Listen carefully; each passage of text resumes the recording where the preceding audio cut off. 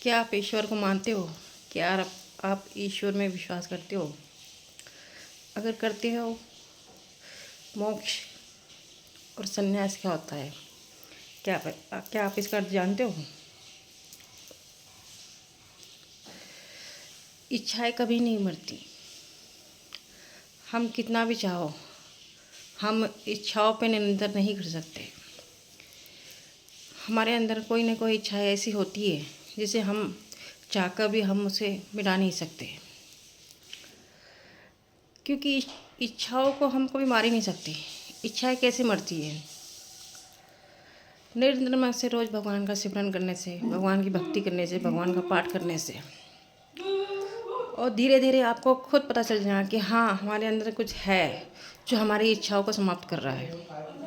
इच्छाएं क्या होती? लालच, बुरे विचार, किसी के प्रति जलन, किसी के बुरा ना करना,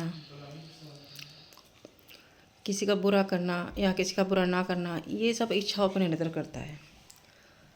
अगर तुम निरंतर भगवान के शरण में जाओगे, सच्चे मन से अपने बुरे विचारों को, अपने बुरे कर्मों को उन पे समर्पित कर दोगे, तो आप देखना, आप रोज़ सिमरन या भक्ति करोगे ना, आप खुद पता चलेगा कि हाँ, कि हमारे अंदर कुछ चेंजिंग आई है, हम अपनी इच्छाओं को निरंतर कर पा रहे हैं।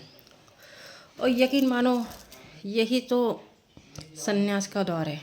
जब तुम्हारी इच्छाएं खत्म हो जाएगी ना, तुम्हें खुद पता चलेगा कि हाँ, मुझे सिर्फ एक भगवा रंग का चोला चाहिए और 2 वक्त का भोजन चाहिए, बस। तुम इसी पर समर्थ रहोगे, तुम्हारी सारी इच्छाएं खत्म मर जाएंगी कि मुझे ये करना है, मुझे वो करना है।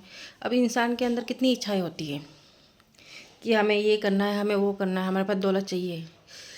कई इंसान ऐसे होते हैं जो दौलतों में घिरे रहते हैं, उनसे छुटकारा नहीं पा सकते। वो छुटकारा पाना असंभव है।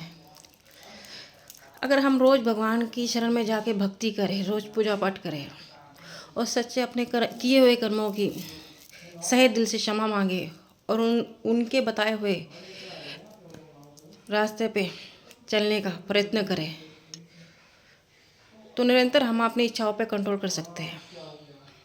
तुम यकीन ना मानो, यकीन मत मानो, जब तुम्हारी मृत्यु भी निकट होंगी ना, तो तुम्हें खुद ऐसा लगेगा कि हाँ, मैंने अपने जीवन में जो कार्य मैं करने आया था या आई थी, वो मेरा कार्य संपूर्ण हो गया और मैं मोक्ष की प्राप्ति को जा रहा हूँ।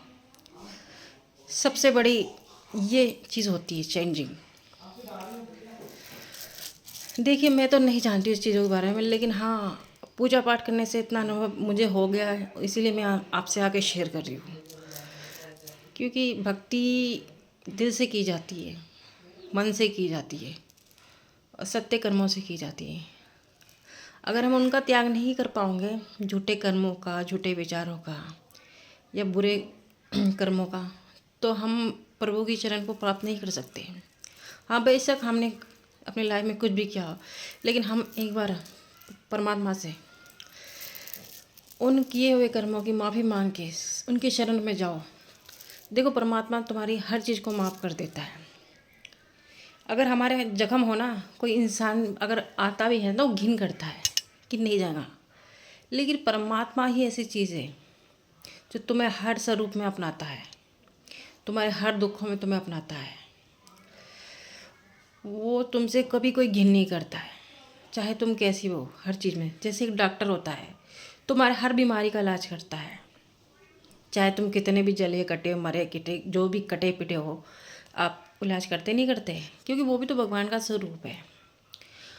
हमारे अंदर भी भगवान की एक ज्योति है, जो वो भगवान का अंश है हमारे अंदर, हम लोगों के अंदर।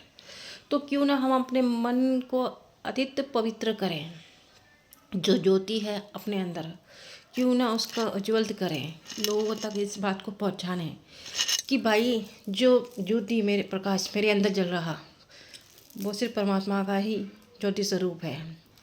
इसे हम कैसे दिखा सकते हैं? यही ईश्वर के शरण में जाकर, अच्छे कर्म करके, सही मार्ग पर चलकर, चाहे जो भी हो, संतोष से 2 भक्ति शांति का भोजन तुम्हें प्राप्त हो रहा है। वही परमात्मा का सुख है और वही जीवन का आनंद है। बस इससे ज़्यादा मैं कुछ नहीं कहूँगी। जय सिया राम।